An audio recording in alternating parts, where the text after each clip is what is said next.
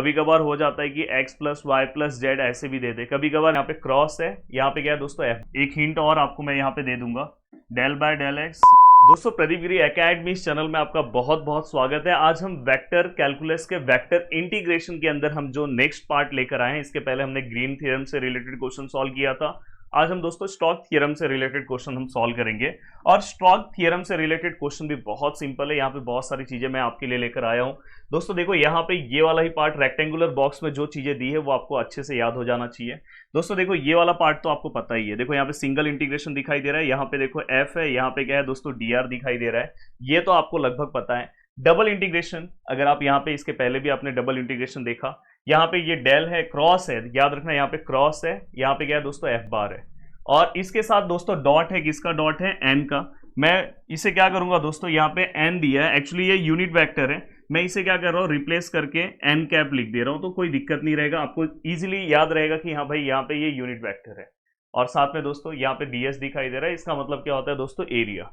तो यहाँ पे देखो, यहाँ पे जो चीजें मैंने लिखी है इसको आप एक दो बार लिख के अच्छे से अपने दिमाग पे बिठा लो, यही आपका स्टोक्स थ्योरम है। क्वेश्चन कैसे मैं सॉल्व करूंगा वो तो आपको दिखाई देगा। यहाँ पे कुछ चीजें मैंने लिखी है, जैसे कि इसके अंदर आपको दिखाई दे रहा होगा F bar dot D R, तो इसका मतलब हमने स्टार्टिंग से, अगर आपने मेरे वेक्टर डिफरेंशिएशन वेक्टर इंटीग्रेशन के लेक्चर को देखा होगा, तो इसका मतलब ये होता है F1 dx, F2 dy, F3 dy dz, ये होगा। तो ये आपको एक चीज मैंने रिवाइज करा दिया। दूसरी चीज दोस्तों, इसका मतलब भी मैंने आपको इसके पहले वाले वेक्टर डिफरेंशिएशन में ही पढ़ाया। इसका मतलब क्या होता है, डिटर्मिनेंट ले लो ij के, del by del x, del by del y, del by del z, और यहाँ पे F1 F2 F3, जो इसमें से F1 F2 F3 मिलेगा वही यहाँ पे आपको लिखना है, देन इसको सॉल्व करके डिटरमिनेंट का आंसर निकालना है। दोस्तों एन कैप जो है, एन कैप का मतलब क्या होता है, देखो यहाँ पे जो डेल दिखाई दे रहा है वही डेल का है फाई के साथ, फाई क्या होगा मैं आपको बताऊंगा। और यहाँ पे भी क्या आएगा दोस्तों, डेल फाई का मल्टीप्लीकेशन है, और यहाँ नीचे उसका क्या है मैग्नीट्यूड। तो ये आपको याद रखना है जब भी आपको एन कैप निकालना है। और दोस्तों अगर एन कैप जो है वो आपको डायरेक्ट भी मिल सकता है, अगर वहां पे अगर डायरेक्ट अगर समझो एक्स वाई प्लेन लिखा है तो एन कैप का आंसर क्या होगा के, अगर वहां पे वाई जेड प्लेन है तो एन कैप का आंसर क्या होगा दोस्तों आई, और एक्स जेड प्लेन है तो उसका आंसर क्या होगा दोस्तों जे। अब देखो यहाँ पे एक्स वाई है, कौन गायब है, जेड वाला गायब है, जेड वाला मतलब के। यहाँ पे वाई जेड है, कौन गायब है, एक्स गायब है, एक्स मतलब पहला वाला तो आई। तो यहाँ पे एक्स और जेड है, फर्स्ट एंड लास्ट है, बीच वाला गायब है मतलब जे। तो ये आपको पता है। और कहीं पे भी दोस्तों अगर जेड प्लेन दिया है तो वहां पे हमेशा अगर आपको एन कैप का जो आपका आंसर आएगा दोस्तों क्या आएगा, के आएगा। तो यहाँ पे देखो मैंने के बार लिखा है, यहाँ पे बार आप ले लेना। तो लगभग स्टार्टिंग में बहुत सारी चीजें मैंने आपको बता दी, कुछ बेसिक चीजें जो हमें रिक्वायरमेंट लगने वाली है। जैसे अगर समझो हमें कोई इक्वेशन सर्कल का दिया है, तो हमें एक्स इक्वल टू क्या लेना है दोस्तों, सॉरी दोस्तों थोड़ा सा सर्दी हो गया है। तो x इक्वल टू क्या लेना है दोस्तों, हमें a cos थीटा, और y इक्वल टू क्या लेना है दोस्तों, a sin थीटा। तो ये इसके पैरामेट्रिक इक्वेशन है, और थीटा का जो वैल्यू हम 0 to 2 पाई लेते हैं। अब दोस्तों इसके बाद ये एलिप्स का इक्वेशन है, तो ये भी इक्वेशन आपको जनरली पता है। यहाँ पे हम x equal to a cos theta, y equal to a sin theta, और यहाँ पे भी जो एलिप्स है हमारा पूरा का पूरा 0 to 2 पाई होता है। तो ये बस बेसिक पता होना चाहिए। साथ में दोस्तों कुछ रिडक्शन फॉर्मूले हमें यूज होंगे जो हमने फर्स्ट ईयर में पढ़े हैं। रिडक्शन फॉर्मूले अगर समझो कहीं पे 0 to 2 पाई है और यहाँ पे साइन दिया है, तो आप क्या करो पता है, हमेशा रिडक्शन फॉर्मूले 0 to पाई बाय 2 पे लगता है। तो देखो मैंने 0 to पाई बाय 2 लिखा, ये साइन स्क्वायर ऐसे ही लिखा, और बस आगे आपको क्या ले लेना है दोस्तों, 4 से मल्टीप्लाई कर देना है, एंड देन इसको आप डायरेक्ट सॉल्व कर सकते हो। देखो ये 4 तो ऐसे ही रहेगा, और इसको जब आप सॉल्व कर रहे हो तो यहाँ पे 2 है ना, तो नीचे 2 आएगा, फिर 1 आएगा, और अगर ये इवन नंबर है तो हम पाई बाय 2 से मल्टीप्लाई करते हैं, और ये पूरे का जो भी आंसर आएगा वो आपका फाइनल आंसर है। देन इसके बाद देन इसके बाद जो नेक्स्ट वाला जो पार्ट है आपका, यहाँ पे क्या आएगा 4 मल्टीप्लाई बाय, देखो कॉस के लिए भी सेम है, कॉस के लिए भी सेम है। यहाँ पे देखो 0 to यहाँ पे क्या है पाई बाय 2 है, यहाँ पे क्या है कॉस रेस टू 4 है ना।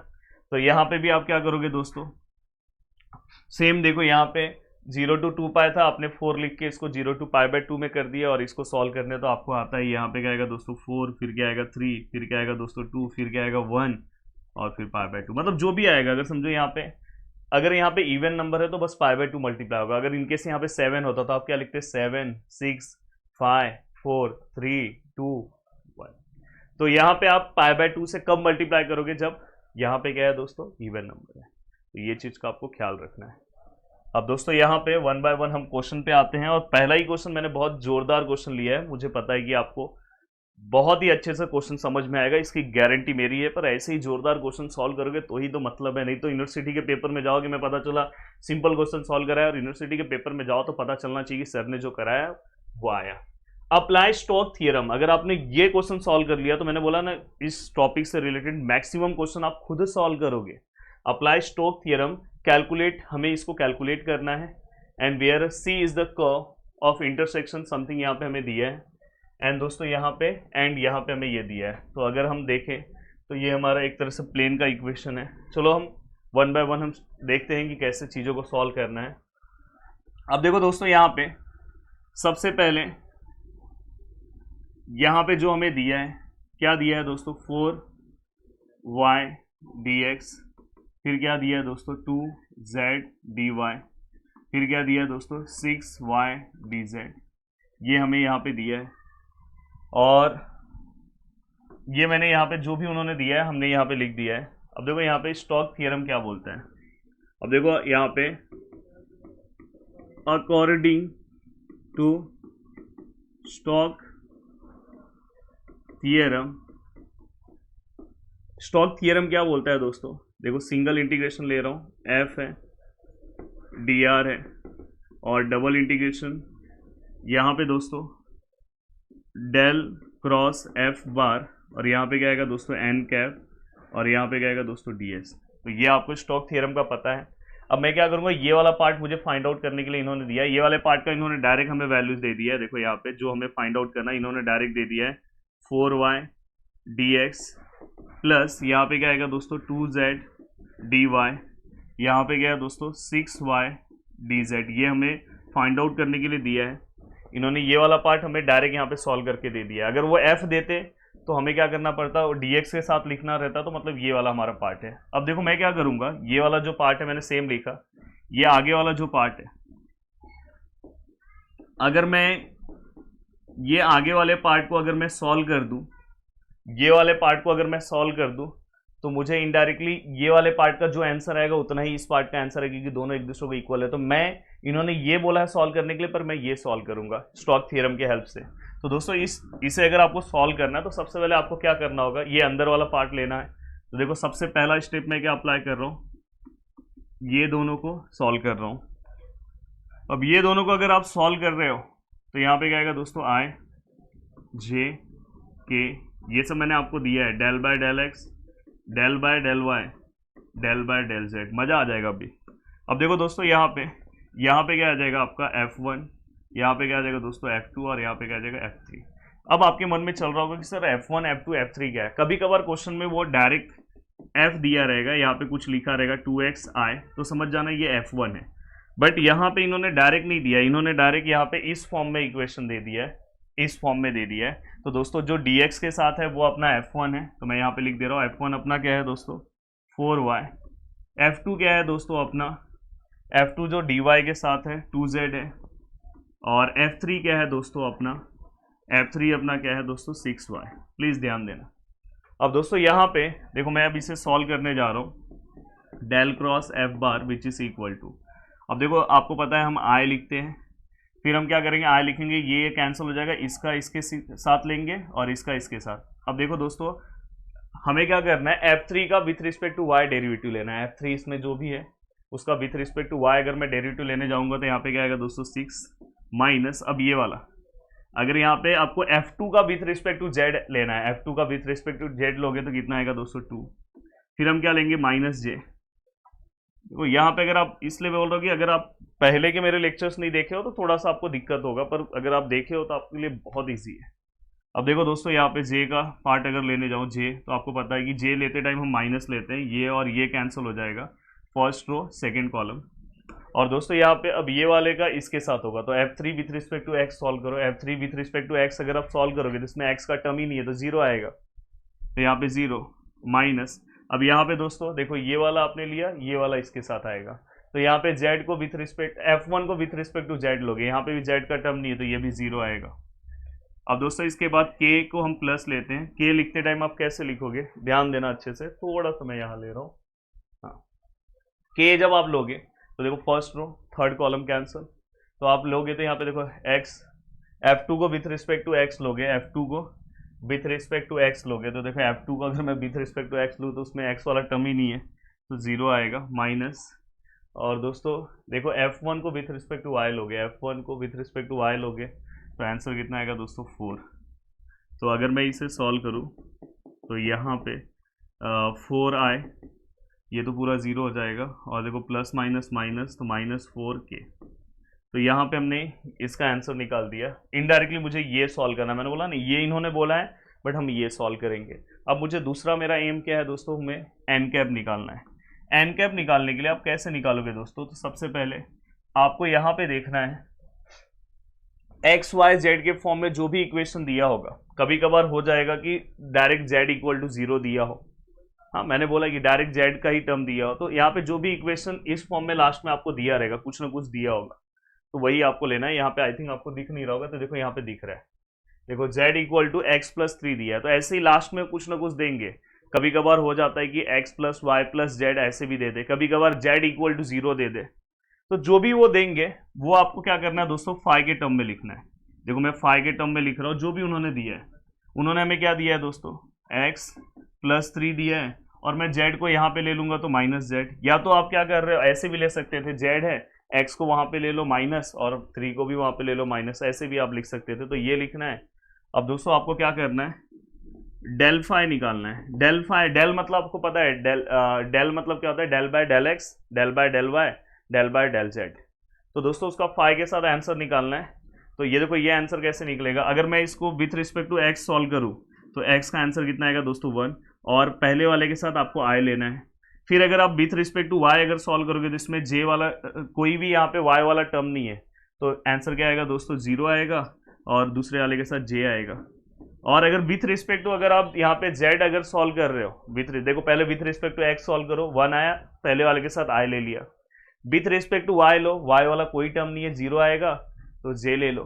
और फिर क्या आएगा दोस्तों, विथ रिस्पेक्ट टू जेड लोगे, तो विथ रिस्पेक्ट टू जेड लोगे तो यहाँ पे देखो जेड है और साथ में क्या है माइनस जेड है, मतलब -1 आएगा, और साथ में क्या आएगा दोस्तों जेड के साथ के आएगा, और कांस्टेंट का तो 0 हो जाएगा। तो फाइनली यहाँ पे हमने डेल फाई का आंसर निकाल लिया। क्या निकाला दोस्तों, -i, 1 इंटू आई मतलब -i, सॉरी 1 इंटू आई मतलब i, और प्लस माइनस माइनस के, तो हमने ये आंसर निकाल लिया। अब नेक्स्ट वाले स्टेप में देखो, नेक्स्ट स्टेप में आपको क्या करना है, हमें एन कैप निकालना है। तो हमने एन कैप का आंसर लिया है कि हमें क्या करना है, डेल फाई और डेल फाई का हमें मैग्नीट्यूड निकालना है। तो डेल फाई का अगर आप मैग्नीट्यूड निकालने जाओगे, डेल फाई का आंसर क्या है, अभी आपने लिखा है, डेल फाई का आंसर क्या है दोस्तों, i माइनस के, ये हमने अभी निकाला। तो देखो यहाँ पे अगर आप इसका मैग्नीट्यूड निकालने जाओगे तो क्या आएगा, देखो i के आगे कुछ नहीं है, 1 है, 1 का स्क्वायर, j तो है ही नहीं, k के आगे क्या है दोस्तों -1 का स्क्वायर, तो मैग्नीट्यूड हम ऐसे ही निकालते हैं, ये भी मैंने सीखा है। तो अगर आप इसे सॉल्व करोगे तो 1 का स्क्वायर 1, -1 का स्क्वायर 1, तो यहाँ पे √2। देखो कितना सिंपल है, दिखने में बहुत ज़्यादा हार्ड है, और अगर सॉल्व करने लगोगे तो बहुत इजी लगेगा। तो ये हम यहाँ पे तुरंत यहाँ से हमने क्या कर दिया, एन कैप निकाल दिया। तो एन कैप क्या हो गया दोस्तों, डेल फाई, और यहाँ पे मैग्नीट्यूड ऑफ डेल फाई। तो फाइनली डेल फाई का आंसर कितना था दोस्तों, i माइनस के, और अगर मैग्नीट्यूड में लिखूँ तो √2, तो ये भी हो गया। अब ये होने के बाद दोस्तों नेक्स्ट देखो हमने क्या क्या निकाल लिया, हमने देखो ये वाला भी निकाल लिया, ये भी निकाल लिया। अब अपने को ds के लिए रेडियस चाहिए, क्योंकि ये एरिया है। अब एरिया अगर मैं देखूं तो दोस्तों यहाँ पे देखो c is the curve of intersection something और समथिंग यहाँ पे दिया है। तो पहले मैं इस कर्व का इक्वेशन लिखूंगा, x square plus y square plus z square equal to 6z। तो देखो यहाँ पे गिवन कर्व का हमारा जो इक्वेशन है वो क्या है दोस्तों, x square plus y square plus z square which is equal to 6z। यहाँ से हमें पता चलेगा कि ये कर्व क्या है, कैसे हमें उसका हमें जो वैल्यूज़, हमें रेडियस के वैल्यूज़ मिलेंगे। तो देखो यहाँ पे x square plus y square z square -6z which is equal to 0।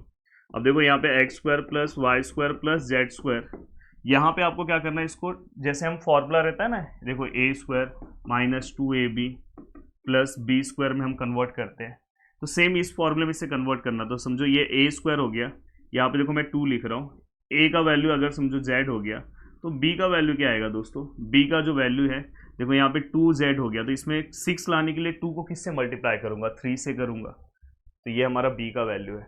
और आपको पता है कि बाजू में फिर b का स्क्वायर होता है, तो ये 3 का स्क्वायर कितना होगा दोस्तों 9। और अगर मैं यहाँ पे 9 लिया, +9 लिया, तो मुझे +9 से बैलेंस करना है। या तो आप ऐसे भी कर सकते हो, देखो आप ऐसे भी कर सकते हो, -9 से बैलेंस भी कर सकते हो।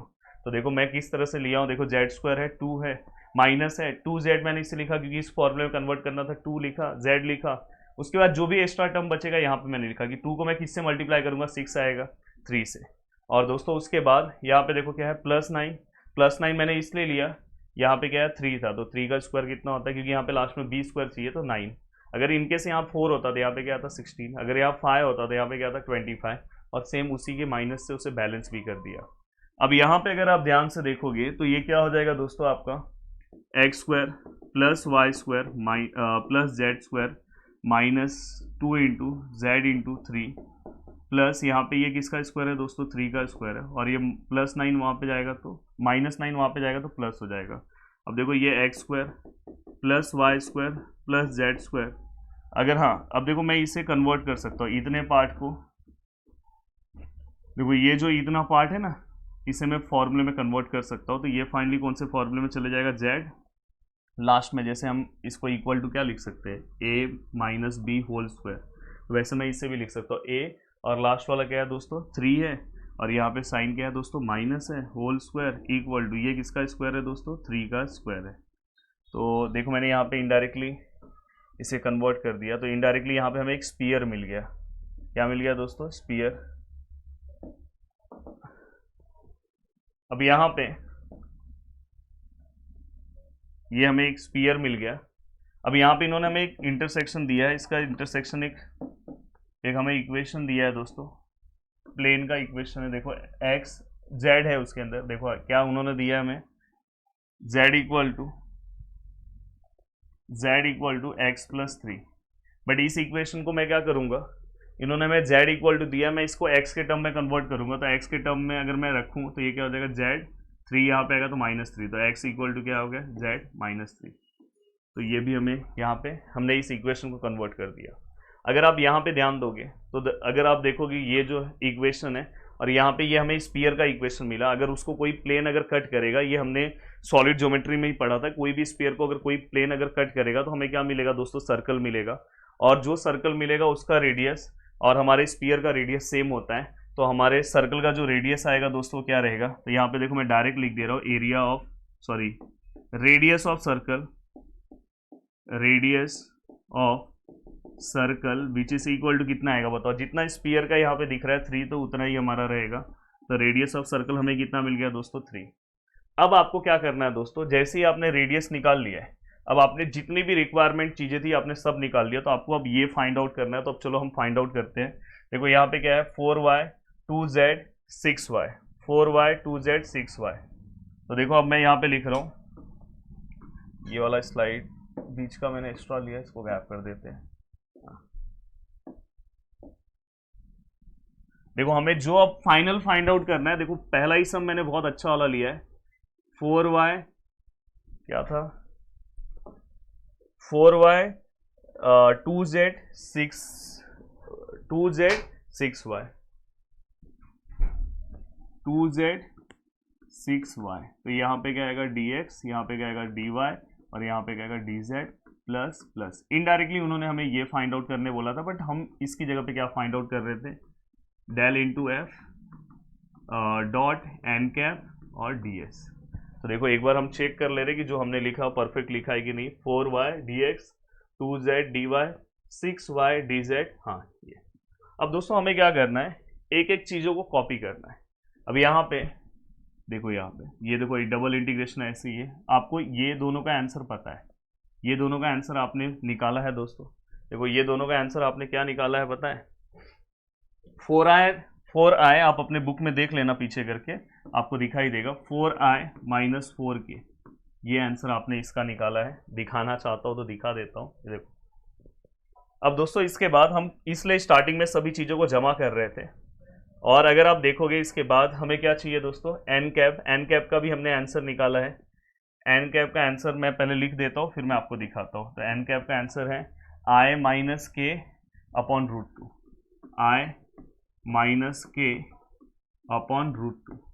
और दोस्तों ये दोनों के बीच में डॉट प्रोडक्ट है, ये हमें ध्यान रखने वाली चीज है।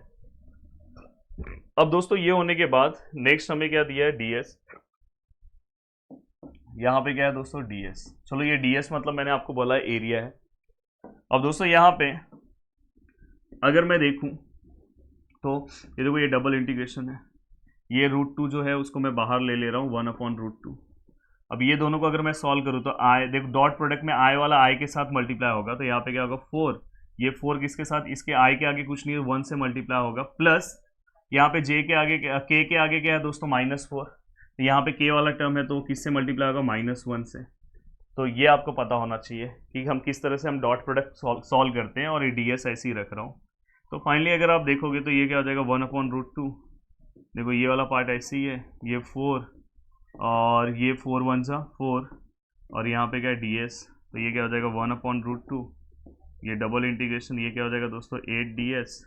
और अगर मैं इसे आगे सॉल्व करने की कोशिश करूँ तो दोस्तों देखो ये क्या हो जाएगा, 8 बाहर ले रहा हूँ और ये √2 है, और यहाँ पे डबल इंटीग्रेशन, यहाँ पे क्या है ds। अब दोस्तों ये 8 है, ये √2 है, और ये डबल इंटीग्रेशन ds मतलब एरिया होता है। तो यहाँ पे एरिया किसका हो रहा है दोस्तों, एरिया ऑफ, यहाँ पे इनडायरेक्टली किसकी बात हो रही है, मैंने बोला जब इंटरसेक्शन होगा तो हमें क्या मिल रहा है, सर्कल। तो यहाँ पे एरिया ऑफ सर्कल का फॉर्मूला क्या होता है दोस्तों, πr²। पर r का वैल्यू हमने पीछे देखा ना, रेडियस कितना है 3 है, तो 3 का स्क्वायर। एरिया का वैल्यू क्या है, एरिया क्या होता है πr², तो यहाँ पे हमने πr² लिखा, पर r की जगह पे 3 लिखा। तो फाइनली अगर आप इसे लिखते हो, देखो इसे मैं 4 × 2 लिखता हूँ क्योंकि मुझे √2 से उसे कैंसिल करना है, और यहाँ पे क्या आएगा पाई, और यहाँ पे क्या आएगा दोस्तों 9। तो देखो ये 2 मतलब क्या होता है, √2 × √2, तो एक √2 से कैंसिल हो गया, तो यहाँ पे क्या आएगा 4√2 और इंटू पाई है, और क्या है 9 है, 9 4 जा कितना होगा दोस्तों 36 √2 पाई। तो यहाँ पे फाइनली हमने पूरा का पूरा पार्ट क्या कर दिया दोस्तों, बहुत ही अच्छे तरीके से हमने क्या कर लिया दोस्तों, सॉल्व कर लिया। उम्मीद कर रहा हूँ कि पूरा का पूरा पार्ट आपको बहुत अच्छे से समझ में आया होगा। चलते हैं नेक्स्ट क्वेश्चन की ओर। अब चलते हैं दोस्तों नेक्स्ट क्वेश्चन की ओर। अब देखो नेक्स्ट क्वेश्चन में एक तरीका मैं आपको बता रहा हूँ। देखो इसके पहले वाला जो क्वेश्चन था वो थोड़ा सा अलग था। इस क्वेश्चन में देखो हमें इवेल्युएट समथिंग, हमें देखो इवेल्युएट हमें ये करने के लिए इन्होंने बोला है f = समथिंग, यहाँ पे इन्होंने हमें दिया है, और इन्होंने दोस्तों हमें देखो s इज द सरफेस, हमें सरफेस का भी इक्वेशन दिया है, अबो दी प्लेन यहाँ पे हमें x = 0 भी दिया है। जब भी अगर आपको इक्वेशन में दोस्तों x = 0 या कुछ ऐसा कुछ दिखाई दे तो हमेशा कोशिश किया करो, जैसे हमने इसके पहले वाले इक्वेशन में हमने दोस्तों देखो हमने ये देखो यहाँ पे हमें इन्होंने ये फाइंड आउट करने बोला था, बट हमने ये फाइंड आउट किया। तो अगर कभी भी अगर समझो यहाँ पे हमें x = 0 बोला होता, तो अगर मैं x = 0 पुट करने जाता तो इसमें कोई ना कोई पार्ट हमें 0 मिल जाता, तो जिससे हमारा इंटीग्रेशन बहुत नॉर्मल हो जाता। तो जब भी अगर आपको 0 या कुछ दिया होगा तो आप इस साइड वाले पार्ट को सॉल्व किया करो, जिससे आपको आंसर जल्दी मिल जाएगा। तो देखो अब मैं देखो किस तरह से नेक्स्ट वाले क्वेश्चन को मैं हैंडल कर रहा हूँ, देखो ध्यान से। अब इन्होंने यहाँ पे हमें f बार के फॉर्म में चीजों को दिया है, तो उससे हमें टेंशन नहीं लेना है। तो देखो यहाँ पे इन्होंने हमें f बार में दिया है, तो देखो यहाँ पे x³ - y³, यहाँ पे क्या है दोस्तों i, x y z, यहाँ पे क्या है दोस्तों j, और यहाँ पे y³ है, यहाँ पे क्या है दोस्तों k। अब देखो मुझे बेनिफिट क्या है दोस्तों कि इसमें x वाले टर्म बहुत सारे हैं, और हमें क्या दिया है, अबो दी प्लेन x = 0, तो मैं वहाँ पे 0 पुट करूंगा तो मेरा काम बहुत ईजी हो जाएगा। अब देखो यहाँ पे अगर मैं देखो यहाँ पे लिख रहा हूँ यूजिंग स्टोक थियरम, अगर मैं ये स्टोक थियरम अगर मैं लिख रहा हूँ तो मुझे पता है, देखो यहाँ पे सिंगल इंटीग्रेशन, यहाँ पे क्या आएगा दोस्तों f dr, और यहाँ पे डबल इंटीग्रेशन सरफेस, यहाँ पे क्या आएगा दोस्तों डेल इंटू f, और यहाँ पे n कैप, और यहाँ पे क्या आएगा दोस्तों ds। अब दोस्तों अगर मैं ये दोनों में से कोई एक अगर फाइंड आउट कर दूँ तो मेरा आंसर आ जाएगा। अगर मैं ये फाइंड आउट कर दूँ तो इनडायरेक्टली मुझे यही मिल जाएगा जो उन्होंने बोला है, और ये देख के मुझे समझ में आ रहा है कि ये स्टोक थियरम से रिलेटेड क्वेश्चन है। अब दोस्तों देखो मैं क्या कर रहा हूँ, पहले ये लिख रहा हूँ, देखो यहाँ पे f है, f से रिलेटेड मैंने बोला है कि जो भी ये f1 है ये आपका क्या है दोस्तों f2 है, और ये क्या है दोस्तों आपका f3 है। तो यहाँ पे देखो मैं लिख रहा हूँ f1, और यहाँ पे क्या आएगा दोस्तों dx, और सेम f2 के साथ क्या आएगा दोस्तों -x y z। पिछले वाले क्वेश्चन में ना ये dx ये सब पहले से ही दिया था, ये देखो दिखाता हूँ आपको, ये देखो यहाँ पे इन्होंने देखो dx पहले से ही दिया था, dy भी पहले से दिया था, dz उन्होंने पहले से उस फॉर्म में हमें कन्वर्ट करके दे दिया था। तो प्लीज थोड़ा सा सभी चीज़ों को समझ के सॉल्व करना। अब देखो यहाँ पे dy लिख रहा हूँ, और दोस्तों जो k के साथ है उसके साथ क्या हो जाएगा दोस्तों dz। तो ये हमने लिख दिया। अब मैं ये वाला पार्ट लिखा हूँ, ये वाला पार्ट नहीं लिखा हूँ। अब दोस्तों यहाँ पे इन्होंने हमें जो यहाँ पे हमें जो सरफेस दिया है, देखो मैं यहाँ पे सरफेस लिख रहा हूँ x square plus 4y square plus z square minus 2x which is equal to 4, और इन्होंने हमें क्या दिया, x इक्वल टू 0 बोला है। तो यहाँ पे मैं क्या कर रहा हूँ, देखो मैं पुट x इक्वल टू, अगर मैं 0 पुट करता हूँ तो ये 0 हो जाएगा। तो यहाँ पे क्या आएगा 4y स्क्वायर, ये जेड स्क्वायर, और ये भी 0 हो जाएगा दोस्तों इक्वल टू 4। और यहाँ पे अगर दो टर्म दिखाई दे रहे हैं, स्क्वायर के फॉर्म में दिखाई दे रहे हैं, तो यहाँ पे हो सकता है कि यहाँ पे जो इक्वेशन हमें मिले वो हमें या तो सर्कल मिल सकता है, या तो हो सकता है कि वो हमें यहाँ पे एलिप्स का इक्वेशन मिले। तो कैसे पता चलेगा, तो दोस्तों पूरे इक्वेशन को मैं क्या कर रहा हूँ पता है, 4 से डिवाइड कर रहा हूँ, क्योंकि ये 4 मुझे गायब करना है। तो देखो वाई स्क्वायर है, तो अगर मैंने समझो इसे भी 4 से डिवाइड किया, यहाँ पे भी मैंने 4 से डिवाइड किया, यहाँ पे भी मैंने दोस्तों 4 से डिवाइड किया, तो यहाँ पे क्या आ जाएगा दोस्तों वाई स्क्वायर। अब देखो दोस्तों यहाँ पे ये देखो मैंने यहाँ पे 4 से डिवाइड किया, ये क्या हो जाएगा दोस्तों जेड स्क्वायर अपॉन 4, और यहाँ पे 1। अगर आप ध्यान से देखोगे तो ये सर्कल का इक्वेशन मुझे नहीं मिल रहा है। हाँ, अगर ये 4 यहाँ चले जाता तो सही था, बट कहीं ना कहीं यहाँ पे नीचे आपको एक वैल्यू दिखाई दे रहा है, मतलब ये सर्कल का इक्वेशन नहीं है, एलिप्स का इक्वेशन है। तो इसके नीचे भी कुछ नहीं है, तो मैं 1 का स्क्वायर ले ले रहा हूँ, तो इनडायरेक्टली ये एलिप्स का इक्वेशन हो गया। और एलिप्स के इक्वेशन में मैंने आपको क्या बोला था, एक्स इक्वल टू हमें क्या लेना था, ए कॉस थीटा। तो वैसे यहाँ पे एक्स की जगह पे क्या आया दोस्तों, वाई आया, तो मैं क्या लूंगा ए का वैल्यू कितना है दोस्तों 1 है, तो 1 कॉस थीटा लूंगा। तो ये क्या हो जाएगा y equal to cos theta. और वैसे यहाँ पे हमें y इक्वल टू हम क्या लेते थे दोस्तों, तो y की जगह पे इस बार क्या है z आया, तो वहां पे हम क्या लेते थे b, हम यहाँ पे क्या लेते थे दोस्तों b साइन थीटा लेते थे। तो यहाँ पे देखो चाहिए तो लिख लो b साइन थीटा। तो z इक्वल टू b की जगह पे 4 नहीं है दोस्तों, ये 4 का मतलब क्या है पता है, ये 4 का मतलब है 2 का स्क्वायर, ये स्क्वायर फॉर्म में जाएगा तो b आएगा। तो यहाँ पे आप क्या लिखोगे 2 साइन थीटा।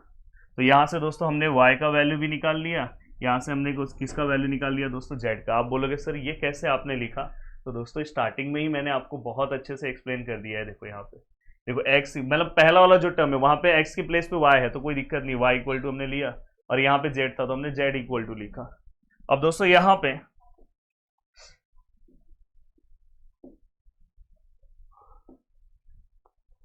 अब यहाँ पे ये चीजें होने के बाद देखो हमने ये पूरा का पूरा पार्ट लिख दिया। अब यहाँ पे चाहिए तो आगे का पार्ट भी कर सकते हो, इसको डिफ्रेंशिएट भी कर सकते हो। देखो मैं अगर इसको डिफ्रेंशिएट कर रहा हूँ विथ रिस्पेक्ट टू थीटा, तो ये क्या हो जाएगा d y by d theta which is equal to cos का क्या आएगा दोस्तों डेरिवेटिव साइन थीटा, तो माइनस साइन थीटा, और ये मैं डी थीटा ना यहाँ पे भेज दे रहा हूँ, यहाँ पे भेज दे रहा हूँ, ये इस तरह से हो गया। यहाँ पे अगर आप निकाल रहे हो तो ये डी जेड है बाय डी थीटा, मैं यहाँ नहीं लिख रहा हूँ 2 है, और साइन का क्या आएगा दोस्तों कॉस थीटा, और यहाँ पे मैं क्या लिख रहा हूँ डी थीटा, तो ये मैंने डी जेड भी लिख दिया है। तो फाइनली हमने ये भी लिखा दिया है। अब दोस्तों जो मुझे फाइंड आउट करना है ये वाला जो पार्ट है, अब देखो मैं नेक्स्ट पेज पे आ रहा हूँ। अब मैं नेक्स्ट पेज पे आ रहा हूँ, तो नेक्स्ट पेज पे देखो जो मुझे फाइंड आउट करना है, यहाँ पे इन्होंने क्या क्या वैल्यू लिखा है वो देख लूँ मैं थोड़ा। वैल्यू है दोस्तों x cube minus y cube, please tension मत लेना, x cube minus y cube, अच्छे से आपको ध्यान देना होगा dx। और नेक्स्ट है दोस्तों इसके बाद plus minus x y z d y plus क्या है दोस्तों वाई क्यूब डी जेड है, वाई क्यूब डी जेड। अब दोस्तों यहाँ पे मुझे पता चल गया कि मुझे क्लोज सरफेस मुझे पता चल गया दोस्तों क्या है एलिप्स है, और मुझे सबसे पहले ये पता है कि यहाँ पे क्या है दोस्तों x इक्वल टू 0 है।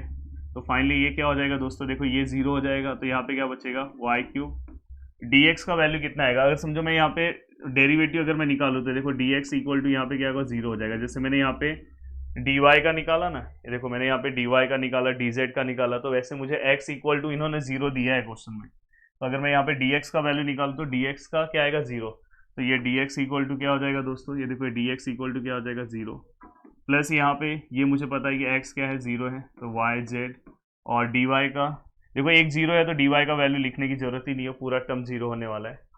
और यहाँ पे दोस्तों y है, तो y इक्वल टू क्या है हमारे पास y इक्वल टू समझो मैंने यहाँ पे वाई क्यूब लिखा है और डी जेड इक्वल टू कुछ है मेरे पास, चलो मैंने यहाँ पे डी जेड भी लिखा है। हाँ, अब यहाँ पे अगर आप देखोगे तो दोस्तों ये देखो ये पूरा का पूरा जीरो के साथ गायब हो गया, ये पूरा जीरो के साथ गायब हो गया, तो यहाँ पे क्या बचा दोस्तों वाई क्यूब और यहाँ पे क्या बचा दोस्तों डी जेड। प्लीज़ यहाँ पे ध्यान दो। अब आपको क्या करना है, यहाँ पे y का वैल्यू लिखना है, इन टर्म्स ऑफ थीटा लिखना है। तो y का value equal in terms of theta क्या है दोस्तों, y इक्वल टू क्या है दोस्तों कॉस है। तो यहाँ पे देखो मैं लिख रहा हूँ y इक्वल टू, मैं यहाँ पे क्या लिखूंगा कॉस थीटा और ये ऊपर क्यूब है, और डी जेड का वैल्यू क्या है दोस्तों वो भी देख लो। डी जेड का जो वैल्यू है दोस्तों वो क्या है आपका 2 कॉस थीटा डी थीटा, क्या है दोस्तों आपका 2 कॉस थीटा डी थीटा। एक बार ध्यान से देख लो ये सही लिख रहा हो कि नहीं। देखो यहाँ पे मैंने लिखा है 2 कॉस थीटा डी थीटा, तो यहाँ पे हमने ये भी लिख दिया। और अगर मैं हाँ, और आपको पता है कि यहाँ पे जो मैंने वैल्यूज पुट किए वो किसके पुट किए, एलिप्स के इक्वेशन का। तो एलिप्स का थीटा आपको पता है क्या होता है 0 to 2 पाई। तो देखो यहाँ पे अगर आप चीज़ों को अगर आप सॉल्व करना चाहते हो तो यहाँ पे आप आराम से चीज़ों को सॉल्व कर सकते हो। मुझे फ़ोन पे फ़ोन आ रहा है। अब देखो दोस्तों 0 to 2 पाई है, यहाँ पे देखो एक कॉस क्यूब है, उसमें एक और कॉस अगर मैं ऐड करता हूँ तो ये क्या हो जाएगा कॉस रेज टू 4 थीटा, ये 2 मैं बाहर ले रहा हूँ डी थीटा। प्लीज़ ध्यान देना, देखो कितना सिंपल तरीके से सॉल्व कर रहा हूँ। अब मुझे पता है कि 0 to 2 पाए, यहाँ पे मैं डायरेक्टली इसका इंटीग्रेशन रिडक्शन फॉर्मूले से बहुत इजी तरीके से निकालूंगा। तो मैं यहाँ पे क्या करूँगा पता है 0 to इसको पाई बाय 2 लिखूंगा, बस आगे किसको मल्टीप्लाई करना है 4 से, और ऑलरेडी यहाँ पे 2 है तो ये 2 ऐसे ही रहेगा। और यहाँ पे क्या हो जाएगा दोस्तों कॉस रेज टू 4 थीटा, और यहाँ पे क्या है दोस्तों डी थीटा। अब 4 2 सा क्या हो जाएगा दोस्तों 8। अब देखो ये वाले पार्ट का आपको इंटीग्रेशन पता है किस तरह से निकालते हैं, रिडक्शन फॉर्मूले से। 4 है ना, तो नीचे 4, फिर यहाँ पे 3, फिर यहाँ पे 2, फिर यहाँ पे 1, और ये इवन नंबर है इसलिए पाई बाय 2 से मल्टीप्लाई होगा। और फाइनली अगर आप इस पूरे को मल्टीप्लाई करोगे तो आपको आंसर क्या मिलेगा दोस्तों, देखो ये 4 2 सा 8 होता है, ये 8 कैंसिल हो गया, तो यहाँ 3 है ऊपर, पाई है और नीचे क्या है 2। तो यहाँ पे हमने क्या किया, इस टाइप से क्वेश्चन को हमने सॉल्व किया। अब अगर बाकी वाले क्वेश्चंस में अगर आप देखोगे तो मैंने देखो दोनों तरीके से आपको चीज़ों को बताया किस तरह से आपको हैंडल करना है। तो देखो इनडायरेक्टली इन्होंने हमें ये फाइंड आउट करने बोला था, तो हमने ये निकाल लिया, तो इसका आंसर भी वही होगा। इसका आंसर जो हमें मिला तो इक्वल टू यही हो गया, क्योंकि ये दोनों एक दूसरे को क्या है दोस्तों इक्वल है। तो आप ये इक्वल टू वहाँ पे लिख सकते हो 3 पाई बाय 2, जो भी आपका आंसर आया 3 पाई बाय 2 वहाँ पे आप लिख सकते हो। तो मुझे उम्मीद है कि बहुत अच्छे से आपको सभी चीज़ें समझ में आई। चलते हैं देखते हैं, अगर मेरे पास टाइम रहता तो एक आध क्वेश्चन और सॉल्व करते हैं, अदरवाइज बाकी का क्वेश्चन मैं नेक्स्ट सेशन में सॉल्व कराऊंगा। चलते हैं दोस्तों अब नेक्स्ट क्वेश्चन की ओर। अगर आप नेक्स्ट क्वेश्चन देखते हो तो अभी देखो मैं ये वाला क्वेश्चन सॉल्व करा रहा हूँ। अगर इस क्वेश्चन की अगर आप बात करते हो तो यहाँ पे देखो आपको फिर से using stock theorem evaluate something यहाँ पे दिया है। तो अगर मैं स्टॉक थियरम लिखता हूँ तो क्या आएगा एफ, यहाँ पे क्या आएगा दोस्तों d r which is equal to यहाँ पे डबल इंटीग्रेशन, यहाँ पे आपको पता है डेल इसका एफ के साथ, देन यहाँ पे एन कैप और यहाँ पे डी एस। अब दोस्तों हमें एफ का वैल्यू इन्होंने दिया है और हमें यहाँ पे हमें एक इक्वेशन समथिंग दिया, और यहाँ पे z इक्वल टू हमें क्या दिया है दोस्तों 0। तो ऐसे केस में अगर हमें z इक्वल टू 0 दिया है तो मैंने आपको बोला कि यहाँ से हमें चीज़ों को स्टार्ट करना है। बट अगर ऐसा कोई कंफर्म नहीं है कि आप यहाँ से चीज़ों को स्टार्ट करो, आप यहाँ से भी कर सकते हो। पर यहाँ पे मैं इसलिए जा रहा हूँ क्योंकि यहाँ पे अगर आप देखोगे तो एक्स वाई जेड सब माइनस माइनस माइनस में मुझे दिख रहे हैं। तो अगर मुझे इसका आंसर 0 मिल जाए तो ये पूरा टर्म 0 हो जाएगा। तो ये पूरा टर्म 0 अगर हो गया तो इसका आंसर क्या आ जाएगा दोस्तों 0 हो जाएगा। तो हमेशा एक बार रफ में चेक कर लिया करो कि ये जो डेल है और ये जो एफ बार है इसका आंसर 0 तो नहीं है, क्योंकि मोस्ट ऑफ द क्वेश्चन अगर आप देखोगे प्रीवियस ईयर्स में तो बहुत बार ऐसा आया कि इसका आंसर 0 आया। तो अब देखो मैं यहाँ पे लिख रहा हूँ, देखो मैं del by del x, del by del y and del by del z, और यहाँ पे F1, यहाँ पे F2 और यहाँ पे दोस्तों F3। अगर मैं F1 की बात करूँ तो मेरा देखो F बार है तो F1 क्या होगा दोस्तों मेरा x minus y minus z, F2 क्या होगा दोस्तों मेरा y minus z minus x, और F3 क्या होगा दोस्तों मेरा z minus x minus Y.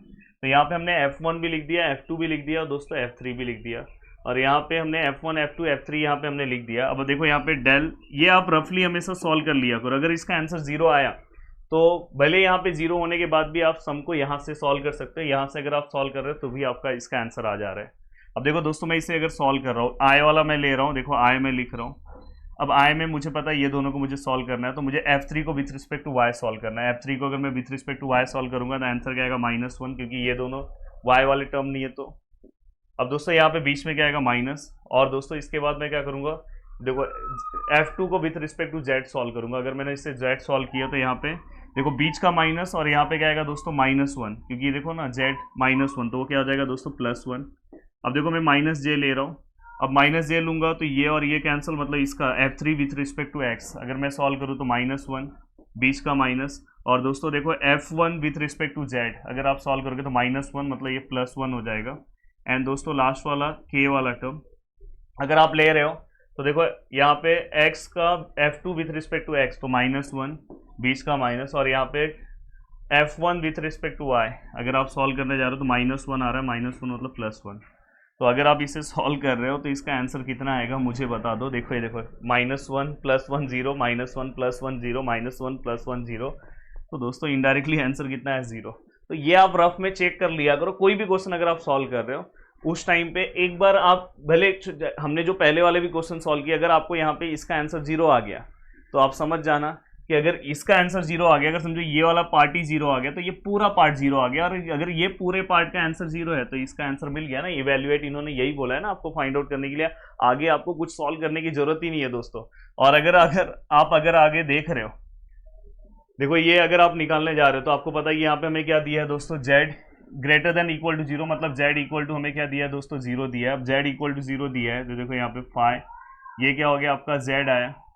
अब यहाँ पे z आया, देखो यहाँ पे एक ही टर्म बचा ना, जैसे उसमें x था, तो अगर आप इसका अगर आप निकालने भी जा रहे हो, डेल फाइ निकालने जा रहे हो तो z का वैल्यू क्या आएगा 1, और ये क्या आएगा दोस्तों k। और अगर आप डेल फाइ का अगर मैग्नीट्यूड निकालते हो तो अंडर रूट में क्या आएगा दोस्तों 1 का स्क्वायर, और मतलब 1 ही आएगा। और अगर आप एन कैप निकालते हो तो एन कैप निकालोगे तो दोस्तों क्या आएगा, ऊपर क्या है, देखो एन कैप का फॉर्मूला भी आपको याद है, क्या है फॉर्मूला दोस्तों, del phi upon magnitude of del phi, तो ये क्या आएगा k, और नीचे 1 तो फाइनली k। तो इसलिए मैं हमेशा आपको क्या मैंने बोला था कि जब भी अगर z दिया हो, हाँ, या तो ऐसा बोला कि in the plane of z, ऐसा कुछ बोला हो तो उसका आंसर हमेशा k बार ही आता है। मैंने हमेशा देखो स्टार्टिंग में ही आपको मेरे वीडियोस में ना आपको बहुत कम मेहनत करना पड़ेगा, सब चीज़ें मैंने स्टार्टिंग में दिया। देखो मैंने बोला z प्लेन बोला है तो आप डायरेक्ट यहाँ पे क्या वैल्यू ले सकते हो, k, एन कैप की वैल्यू डायरेक्ट आप k बार ले लो। तो देखो यहाँ पे दोस्तों जो हमने वैल्यूज़ जो हमने लिया, अब हमने यहाँ पे k ले लिया तो वो बस हम दिखावे के लिए लिए, क्योंकि इसका आंसर तो 0 ही आने वाला है। तो देखो दोस्तों अब अगर आप यहाँ पे ये वैल्यूज़ निकाल रहे हो, देखो यहाँ पे del into F bar dot n cap d s, तो इसका आंसर क्या आएगा दोस्तों 0, क्योंकि ये पूरे का आंसर क्या है 0 है, तो इसलिए पूरा 0 है। और हमें उन्होंने इवेल्युएट करने क्या बोला, ये अगर ये पूरा 0 है तो ये इसको इक्वल है, तो उसके नीचे आप क्या लिख सकते हैं, देयरफॉर जो उन्होंने हमें बोला है कि f और dr जो है उसका भी आंसर क्या आएगा दोस्तों 0। तो देखो कितना सिंपल है। एक और क्वेश्चन सॉल्व कराता हूँ, देखो इसी टाइप का, जस्ट वेट करो दोस्तों। मैं चाह रहा हूँ कि मैं मैक्सिमम क्वेश्चन इस टॉपिक का सॉल्व कराऊँ, ऐसा नहीं कि एक दो सम सॉल्व करा के मैं चले जाऊँ। अगर मैं मैक्सिमम क्वेश्चन सॉल्व कराता हूँ तो इस टॉपिक में आपको बहुत अच्छे से आइडिया आ जाएगा, और इस टॉपिक के आप हर एक क्वेश्चन सॉल्व कर लोगे। अब देखो यहाँ पे जो क्वेश्चन है क्या बोला है कि स्टोक्स थ्योरम्स के हेल्प से हमें ये इवेल्युएट करना है, हमें समथिंग एफ का वैल्यू दिया है, और देखो यहाँ पे क्या बोला है, C is the area in the plane z equal to 0। तो याद रखना z इक्वल टू 0 है, तो आप डायरेक्ट यहाँ पे डायरेक्ट आपको पता चल गया कि एन कैप का जो वैल्यू है दोस्तों वो क्या है, k बार है। आपको डायरेक्ट पता चल गया, आप चाहिए तो इसके पहले वाले सम की तरह निकाल भी सकते हो, नहीं तो आप आगे इससे कंफ्यूज हो जाओगे। बाउंडेड बाय बोला है तो आपको क्या बोला है कि area in the plane z equal to 0 बोल दिया है, तो आपको आगे पढ़ने की भी जरूरत नहीं है। और समथिंग यहाँ पे हमें देखो ये सर्कल का इक्वेशन दिया हुआ है, तो आप उस तरह से भी अगर आपको सॉल्व करना है तो आप सॉल्व कर सकते हो, कोई दिक्कत नहीं है। अब देखो मैं यहाँ पे सबसे पहले मैं रफली इसे चेक करूंगा कि इसका आंसर क्या आ रहा है दोस्तों। तो अगर मैं इसका आंसर देखूँ तो देखो आई है, ये जे है और ये के है। एक हिंट और आपको मैं यहाँ पे दे दूंगा, del by del x, del by del y and del by del Z.